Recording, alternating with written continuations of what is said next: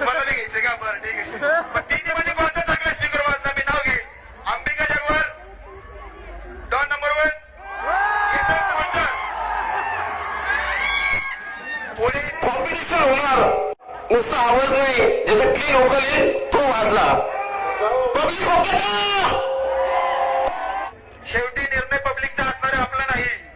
तर तुम्ही बी तयारी करा, आम्ही बी तयारी करतो. तिन्ही म्हणजे आमचेच आहे मित्रांनो. Okay, sound play. सर्वांनी एक एक गाणं वाजवायचंय. एक गाणं वाजव तुझं, मग तुझं झालं की माझं वाजवल. हा, एक एक वाजवा, लक्ष ठेव.